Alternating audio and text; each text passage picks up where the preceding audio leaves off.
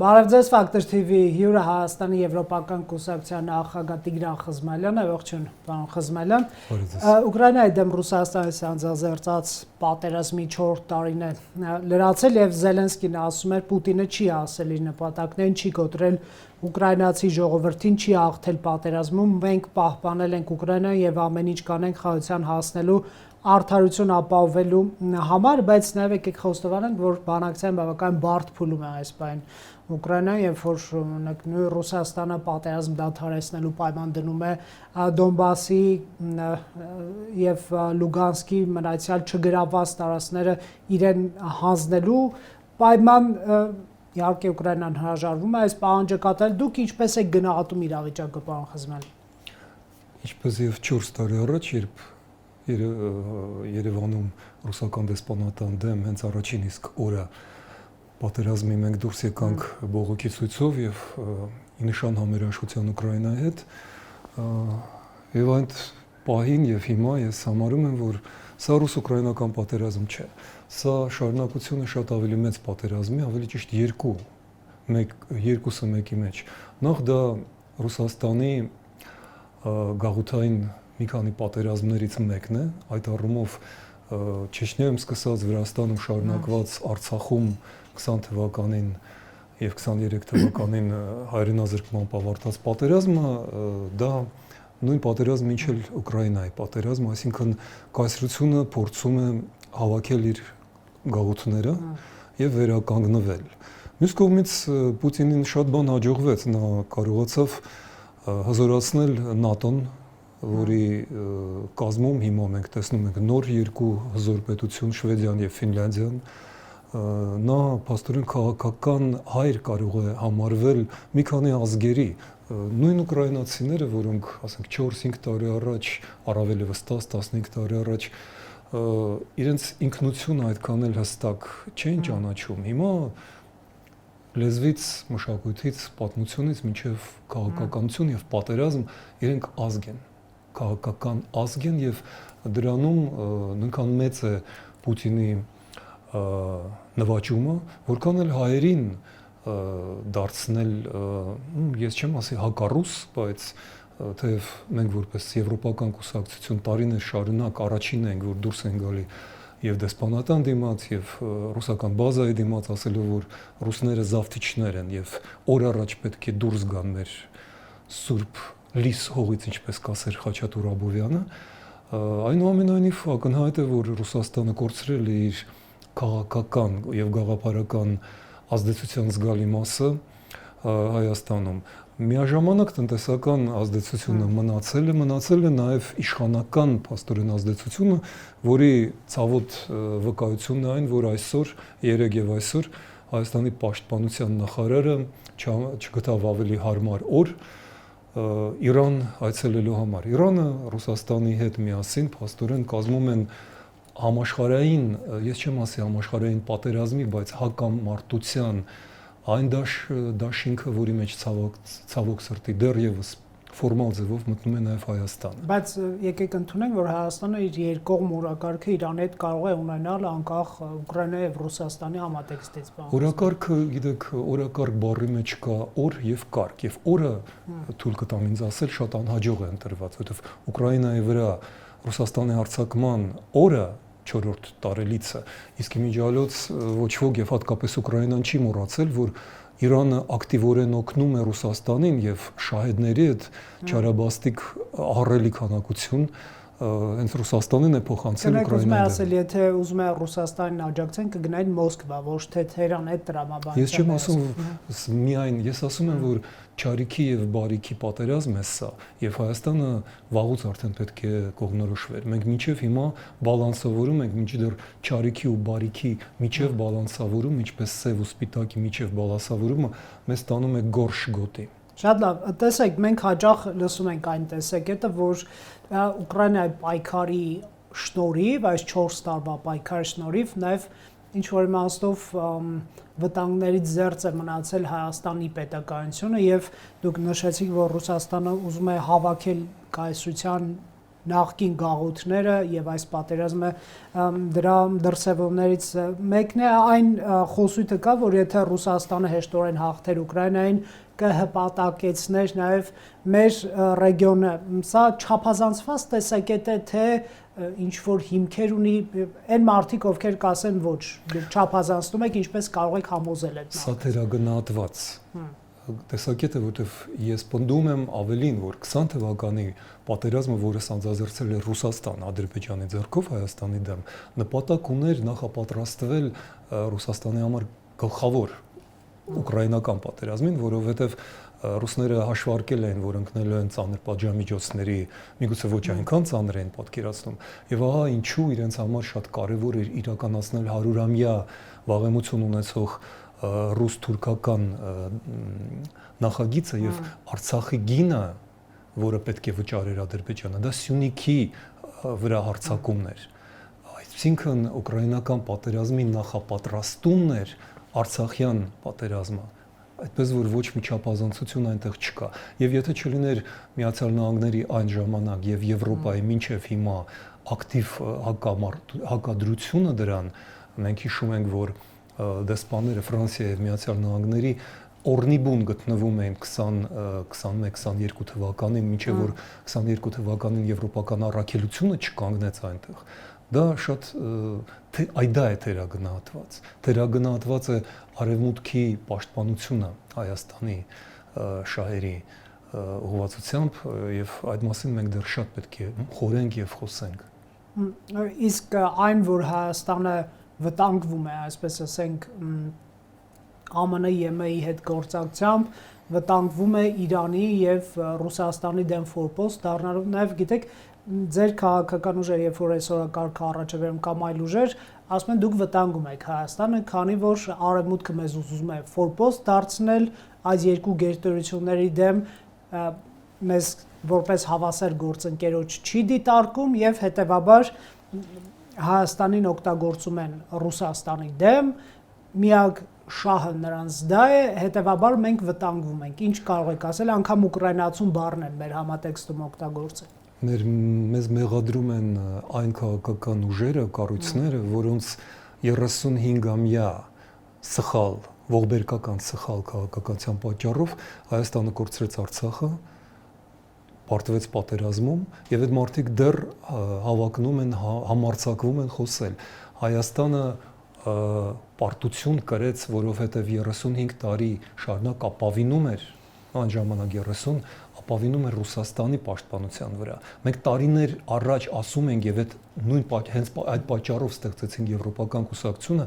հասկացնելու համար եւ վերնախավին եւ ժողովրդին, որ Ռուսաստանի վրա ապավինողը պարտություն է կրելու եւ մենք տեսել ենք դա եւ նախկինում եւ մեր դառը փորձի վրա։ Եթե մեզ լսեին 2018 թվականին, 19 թվականին, ապա 20 թվականի պարտությունը եւ 23 թվականի պատրիացիդը, հայազրկումը Արցախում տեղի չէր ունենա, որտեղ Հայաստանը կլիներ եվրոպական արևմտյան աշխարհի մասը։ Այդպես որ մարդիկ, ովքեր մեզ հիմա մեղադրում են սեփական հանցանքների համար, իրենք անկեղծ չեն։ Պարոն Խզմալյան, ինչ կարող եք ասել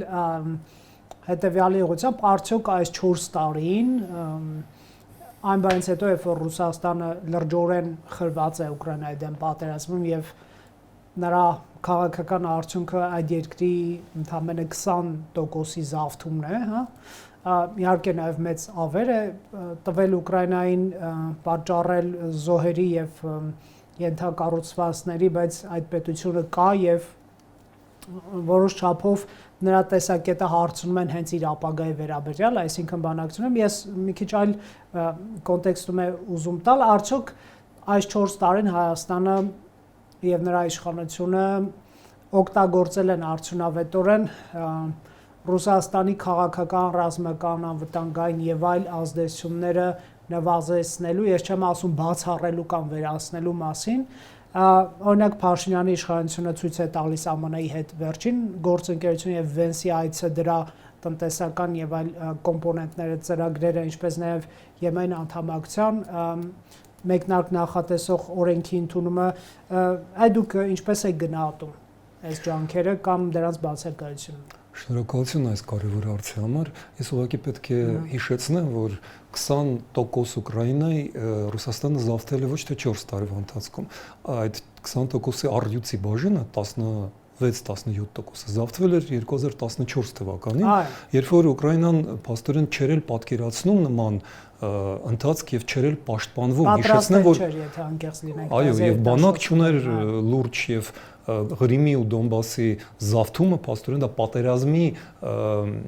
իրական դասական պատերազմի արդյունք չէր։ Ուկրաինան պարզապես անպաշտպան էր։ Հիշեցնեմ, որ Ուկրաինայի տարածքային ամբողջականությունը երաշխավորել էին Միացյալ Նահանգները, Բրիտանիան եւ Ռուսաստանը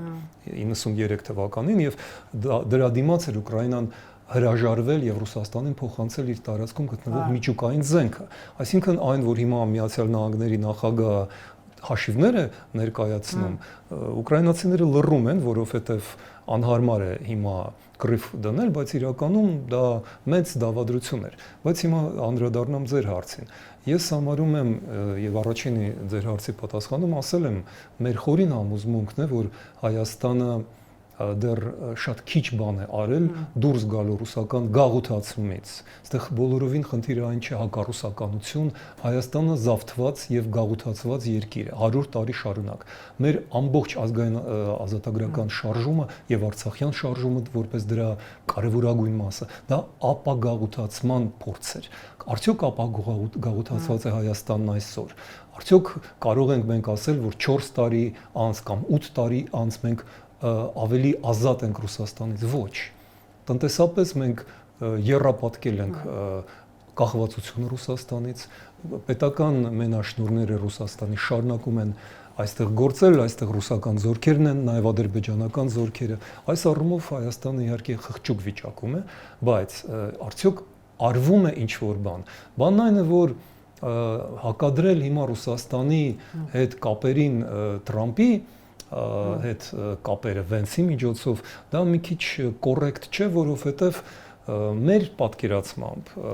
Միացյալ Նահանգները չէ որ կարող են պաշտպանել, փրկել Հայաստանին եւ մենք պատմության մեջ բազմիցս տեսել ենք նման օրինակներ եւ 20 թվականին հենց Թրամփի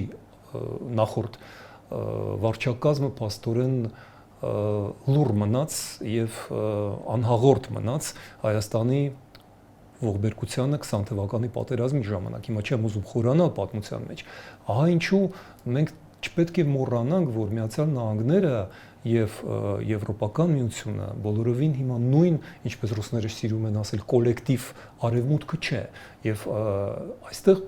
նույնպես ընտրություն է պետք կատարել։ Եվ մեր համոզմունքն է, որ եթե մենք ստիպված ենք այդ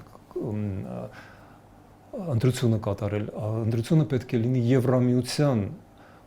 ուղղությամբ օգտին, որովհետև օրենքի ուժը, քաղաքակրթական առումով, միջազգային կայունության եւ իրավունքների, մարդու եւ ազգերի իրավունքների առումով միայն Եվրամիությունն է, որին իմիջիալոց հիմա միանում են եւ Կանադան, եւ Ճապոնիան, Ավստրալիան, բավական տարօրինակ Բրիտանիան, Իսլանդիան երեք հայտ ներկայացրեց, մենք այնտեղ պետք է լինենք։ Միացյալ Նահանգների այս վարչակազմը անչափ անկայուն է եւ ապավինել դրա աջակցությանը դա նշանակում է կրկնապատկել մեր արդեն կատարած սխալները։ Կնեք, բայց մենք գործ չունենք Ամերիկա պետության հետ։ Իհարկե այդ նախագծի անունը Թրամփի ուղի է կամ ատոմականի կառուցումը միգուցե բանակցեն եւ դա տասնամյակի, եթե չասենք տասնամյակների նախագիծ է կամ նույն այդ Թրամփի ուղին տասնամյակների նախագիծ է եւ ամերիկյան ներդրումներ կատարելու մասին, այսինքն այս վարչակազմին կարող դուք չեք հավանում կամ ինչ որ գաղափարական ենթադրենք տարակարծություններ կան կամ արհեստական բանականության կենտրոնի ստեղծումը կամ ռազմական գնումը, որ արվել է ԱԹՍ-ի տեսքով, միգուցե այլ տեխնոլոգիաներ էլ հասանելի դառնան, մենք գործ ունենք Ամերիկա պետության հետ, կարելի է Քամալա Հարիսին համակրել կամ Թրամփին համակրել, վարչակազմը կարող է փոխվել, բայց չեք համարում, որ սրանք ծրագրեր են, որոնք երկու երկրների ռազմավարական գործընկերությունը կարող են ապահովել մի բան էլ ավելացնել, օրինակ հաջորդ վարչակազմի ժամանակ ենթադրենք դեմոկրատները, որ հաղթեն։ Մի տեսակ սխալ չի մտնել նրանց ներքին քաղաքականություն եւ ասել, եթե Թրամփն է, ուրեմն լավ չի, եթե Հարիսն է, ուրեմն լավ է։ Ես պայմանական եմ ասում։ Գիտեք, պարոն Ամանյան, ես չեմ ընդունում ձեր ենթադրությունը, որ ես առաջնորդվում եմ կամ մեր կուսակցությունը առաջնորդվում է հավանելու չհավանելու։ Մենք առաջնորդվում ենք Հայաստանի ազգային անվտանգության եւ զարգացման ու քաղաքական գոյության շահերով, որովհետեւ մենք գործ չունենք Միացյալ Նահանգների որպես պետության հետ։ Պատահական չէ, որ TRIP-ը չի ստորագրել պետությունը, դա միջազգային պայմանագիր չէ։ Պետքարտուղարությունն է։ Տեսեք։ Դա քաղաքական հայտարարություն է, պարոն Խզմելյան։ Եկեք շփոթենք երկու տարբեր բաներ։ Այն ռազմավարական համագործակցության համաձայնագիրը, որը կնքվել էր նախորդ վարչակազմի հետ եւ որը հաստատվեց նորի, եւ TRIP-ը դա տարբեր բաներ են։ Հիշեցնեմ եւս մի բան, որ մենք մոռանում ենք։ Մենք այստեղ մեզ ասում են եւ մենք կրկնում ենք, որ արևելք-արևմուտք միջանցքը կարևորագույն դա հենց TRIP-ն է, որ դա է լինելու արևելքի եւ արևմուտքի կապող օղակը, բայց կարծես թե մոռանում է, որ 20 տարի առաջ նման միջին միջանցք արդեն կառուցվել է եւ դա կոչվում է BTK, Բաքու Թբիլիսի Ջեյհան, այսինքն Թուրքիան Վրաստանի միջոցով վաղուց արդեն Ադրբեջանը եւ Չինաստանի հետ կապ ուներ։ Դա ցամաքային ճանապարհ է։ Դա ցամաքային ճանապարհ է։ Որովհետև միևնույն է Կասպից ծովով է վերջանում, Բաքվով է վերջանում եւ այս մեկը եւ մյուս։ Այսինքն իրականում մեզ խափում են կամ մենք ինքներս ենք մեզ խափում ասելով, որ մեզ առաջարկել են միջանցք, մեզ առաջարկել են երկրորդ փոքրիկ միջանցք լինել, մեծ միջանցք իրենք վաղուց արդեն բացած ունեն։ Այսինքն իրականում երբ որ Թրամփը արդեն սառի նախագծի ինչ վերաբերյալ ինչպես սառեց բազմաթիվ այլ իր նախագծերի շատ պաթետիկ ծրագրերի կմնա տակը ինչ կմնա այն որ Ադրբեջանը Բաքվից հասել է Նախիջևանի ցամաքային ճանապարհով եւ Թուրքիային։ Միգուցե Հայաստանի խնդիրն է 3 տարին օգտագործել, որ լայն ապաշրջափակում տեղի ունենա, որ ձեր ասածը չլինի, այսինքն այնպես չստացվի մենք տանք ճանապարհ եւ չօգտվենք։ Գիտեք, պարոն Անանյան, մենք վստահ ենք, որ միևնույն է լինելու այնպես ինչպես մենք կանխատեսել ենք, ինչպես ծրագրել ենք եւ ինչպես անում ենք։ Պարզապես այդ ընթացքում մենք կորցրեցինք 8 տարի, հիմա պատրաստվում ենք եւս 3 տարի, ինչպես դուք ասում եք, օգտագործենք։ Իրականում կորցնում ենք դա։ Մենք 1 տարի համարյա 11 ամիս առաջ ընդունել էինք, դա մեր նախաձեռնությունն էր, Հայաստանի Եվրոպական կուսակցության նախաձեռնությունն էր Եվրամիության անդամակցության օրենքը, որը չի կատարվել։ Օրենք ընդունված է եւ չի կատարվել։ Եվ այն ընթացքում մենք կորցրեցինք բազմաթիվ հնարավորություններ։ Մենք ստորագրեցինք նույն TRIP-ը օգոստոսին միայնակ լինելով։ Մենք հիմա անկլավների հարցի մասին չենք խոսում, բայց ակնհայտ է, որ դա էլ է արդեն ընդունված։ Մենք շարունակում ենք զիջումների գնալ եւ այդ ամենը արվում է ոչ թե Հայաստանի շահերից, այլ իշխող կուսակցության եւ վարչապետի վերընտրման համար։ Ցավոք սրտի դա է իրականությունը, այդպես որ ես չեմ կարծում, որ մենք մեր ապագան պետք է 3 տարով առաջ ընդհանրեն նայենք։ Մենք չունենք տեսլական անգամ այդ 3 տարով, ել չեմ ասում 30 տարով, ինչը պարտադիր է Հայաստանի համար։ Ես վստահ եմ, որ լինելու է այնպես ինչպես Հայաստանի Եվրոպական կուսակցությունը ասել է վաղուց։ Հայաստանը լինելու է եվրոպական երկիր, եթե մնալու է այս տարիների ընթացքում։ Այս պայմաններում, երբ որ մեր սահմանների վրա օրեցօր ժամից ժամ կարող է բռնկվել ծանրագույն պատերազմ, որը ունի 2 ելք, եւ դրանցից մեկը մահաբեր է Հայաստանի համար։ Եթե Իրանը մասնատվի, ինչպիսին է մեր մեջ ասած Թուրքիա եւ Ադրբեջանի երազանքը եւ որոշ այլ շրջանակների, դա կնշանակի, որ մեր պետական գոյությունը հարցականի տակ է։ Եթե հաղթի ազատական, ժողովրդավարական արևմտամետ ուժը եւ օրինակ թագաժառանգը վերադառնա, այդ դեպքում բազմաթիվ այսօր մեր խոսացված խնդիրները կլուծվեն ինքնըստինքյան։ Շատ լավ։ Հունիսի 7-ի ընթառաջ հայաստանյան ներքաղաքական իրադարձություններն էլ բավականին սրընթաց զարգանում են եւ այսպես ասենք կարելի է նկատել ընդդիմադիր տարբեր ուժերի կոնսոլիդացիա, խոշորացում, այդ թվում Ռոբերտ Քոչարյանի շուրջ, Գագիկ Ծառուկյանի շուրջ, Սամվել Կարապետյանի շուրջ, ՀՀԿ-ն եւ Սերժ Սարգսյանը դեռ չգիտենք մասնակցելու են ընտրություններին թե չէ։ Իշխանությունը կամ տարբեր այլ գործիչներ ասում են, որ սա պրոռուսական ուժերի համախմբում է, որ Ռուսաստանը այս ուժերին համախմբում է Փաշինյանին իշխանազրկելու, ԱԺ ընդդիմության ճամբարից կարելի է լսել Գյումրի 2 սցենար իրագործելու, իրենց նպատակի մասին, որ 3-4 շարասյուներով գնում ենք ընտրությունների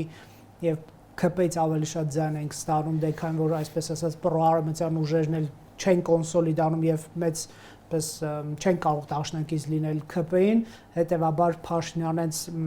իշխանազրկելը ավելի հեշտ կլինի այս ուժերի համար, որն է ձեր գնահատականը ընդհանրապես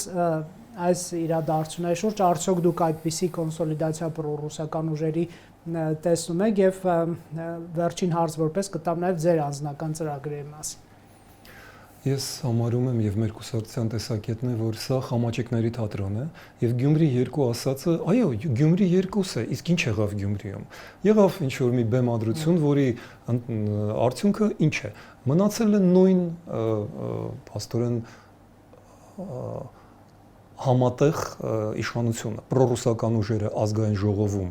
երկու կուսակցություն եւ ԿՊ-ն։ ԿՊ-ն հակառուսական ուժ չէ։ Եվ իրենք բազմիցս դա ասել են։ Մենք իզուր չենք հավատում ԿՊ-ին երբեմն։ Երբեմն իրենք շատ անկեղծ են։ Իրենք ներքին օգտագործման համար ձևանում են, որ իրենք հակառուսական են, որ իրենք պայքարում են ռուսական օլիգարխների հետ։ Ոչ մի իրական պայքար չկա։ Սա ներքին տեսակի պայքար է, սա մրցակցություն է Պուտինի, Մոսկվայի, Ռուսաստանի բարեհաճության համար ընդհանրապես։ Եվ իրենք շատ լավ արդեն պայմանավորվել են, որ Ռուսաստանին, ինչպես նաև Ադրբեջանին եւ Թուրքիային ձեռնտու է ստատուս կվոն։ Ձեռնտու է, որ մնա Փաշինյանի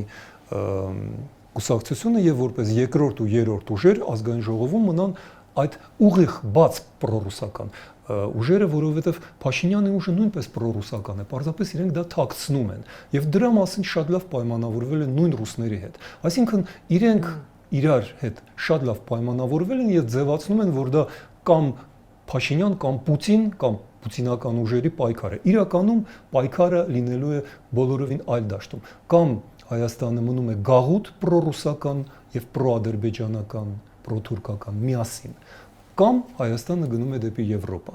Ոչ թե Փաշինյան կամ Մոսկվա, այլ Եվրոպա կամ Ռուսաստան։ Այս սա է իրական պատասխանը։ Ահա ինչու այդ երկու ուժերը միասին երրորդ ուժի դեմ են, որպեսզի այդ երրորդ ուժը չերևա ոչ եթերում, ոչ էկրանների վրա, ոչ ազգային ժողովում։ Այդ երրորդ ուժը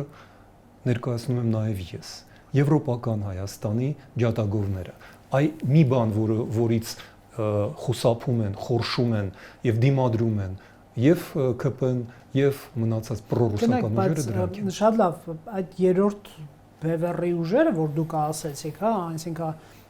պրոարմենցիան պայմանական էլի։ Պայմանական։ Հա, ձևակերպենք, որ դիսկուրսում այդպես են ասում։ Որտեղ շատ պայմանական է դիսկուրսը։ Ահա։ Բայց այդ ուժերը, այսինքն ձեր ճամբարն էլ շատ քայքայված է, պարոն Խզմալյան։ Ուրեմն այդ ճամբար չկա։ Դե կար Եվրաքվեի ճամբարը, հա, այդպիսի համախումբ կար, մենք այդպիսի մոդել տեսել ենք, որը մի դեպքում հաջողեց ԵՄ անդամակցության այդ ստորագրությունների հավաքման տեսքով հաջողեց 60000 ձայնը քիչ չէր, ստորագրություն ստանալը քիչ չէր։ Գյումրիում տապալվեց եւ Գյումրից հետո փլուզվեց ընդհանրապես եւ ես ոնց հասկանում եմ նաեւ ձեր ու տարբեր գործիչներ լսելով չկա նաեւ նախաձեռնություն այսպես ընդհանուր ճակատով հանդես գալու, ավելին ես ոնց հասկանում եմ բոլորը առանձին են գնալու եւ այս պարագայում չի ստացվում, որ ձայների փոշիացում է լինելու այն ուժերը, որոնք ձեզ կամ Արամ Սարգսյանին կամ այն մյուս ուժերին են հավակնում եւ հավակնում օգնել, այդ ձայները փոշիանալու են եւ ի վերջո ձեր ձայները գնալու են ԿՊ-ին եւ ԱԺ անցած մյուս ուժերին։ Տեսեք, պարոն Անանյան, այն մասնակից միգուցե անձնական հավակնությունները կարելի է մի կողմ դնել եւ համատեղ գործել, հա։ Անհրաժեշտ էր դա անել եւ 3 ամիս առաջ ես առաջարկեցի 70 տողանոց մի ցուցակ, որտեղ բոլոր այն մարտիկում մասին միայն կարելի էր պատկերացնել, ոմանց հետ ես ծանոթ չեմ, ոմանց հետ համաձայն չեմ, ես առաջարկեցի համատեղ դաշինքով Եվրոպական Հայաստան, պայմանական անունով եւ Ազատ Արշակյանի պայմանական գլխավորությամբ գնալ ազգային ժողով։ Եվ վստահ եմ, որ դա շատ լուրջ հավակնություն ունեցող դաշինք կլիներ, բայց ամեն ինչ արվեց տարբեր կողմերից, որ այդ դաշինքը չկայանա։ Եվ Եվրոկոալիցիա, Եվրադաշինքի 3 ուժերից 2-ը գերադասեցին համագործակցել ԿՊ-ի իշխանության հետ, համարելով, որ նրանք ամեն ինչ ճիշտ են անում։ Մենք համարում ենք, որ իրենք շատ բան, չափազանց շատ բան անում են սխալ։ Ահա ինչու մենք մնացինք Եվրոպական միության ուղղվածության վրա, իսկ մեր գործընկերները գերադասում են, ինչպես պաստորեն անում է ԿՊ-ն, Շանհայով, Տաշկենտով, էլ չգիտեմ ինչով, հապկով ու ԵԱՏՄ-ով գնալ Եվրոպա մի 20 տարի անց, ինչպես խոստացավ Փաշինյանը։ Մենք համարում ենք, որ դա անընդունելի է, եւ տեսեք, ես այսօր պատահական չի հակա դեղին ու կապույտը, որովհետեւ դա եւ Եվրոպայի գույներ են։ Եվ ես հենց նոր վերադարձա մի փոքրիկ ցույցից, պիկետից Ռուսաստանի հարձակման 4-րդ տարելիցին մենք նույնպես կանգնած ենք ռուսական դեսպանատան դիմաց ի համերաշխություն Ուկրաինայի։ Ահա ինչու եմ ես ոսկեգույն եւ երկնագույնը հագել այսօր, որտեղ են այդ ուժերը։ Իրենք մնացել են միջանցքում եւ մեզ համար դա շատ լուրջ հարց է, բայց ես գիտեմ, որ Հայաստանում կան 100,000-ից ավել մարդիկ, ովքեր պատրաստ են քվեարկել հանուն եվրոպական Հայաստանի եւ նրանց ես պատասխանում եմ ձեր վերջին հայտարարված հարցին, նրանց արժև պատասխանատվությունը դրդում է մեզ չունենալով այն ռեսուրսները, որ ունեն պրոռուսական ուժերը, պրոիշխանական ուժերը, ոչ եթերային, ոչ տեղեկատվական, ոչ ֆինանսական։ Մենք այնուամենայնիվ պարտավոր ենք ներկայացնելու աշխարհին այն Հայաստանը, որը քվեարկեց եւ հասավ նրան, որ Եվրամիության անդամակցության օրենքը ընդունված է մեր նախաձեռնությամբ, ու մենք շարունակելու ենք մեր պայքարը։ Հայաստանը լինելու է եվրոպական, եթե Հայաստանը մնա։ Մենք հիմա պայքարում ենք նրա համար, որ Հայաստանը չդառնա վիլայեթի եւ գուբերնիայի խառնորդ, ինչին տանում է այս իշխանությունը եւ ինչին տանում էին նախորդ իշխանությունները։ Իրենք բոլորովին նույնն են։ Դա է մեր խնդիրը։ Շնորհակալ եմ զրույցի համար, պարոն Խզմալյան։ Ֆակտոր TV-ում հյուրընկալել ենք Տիգրան Խզմալյանին։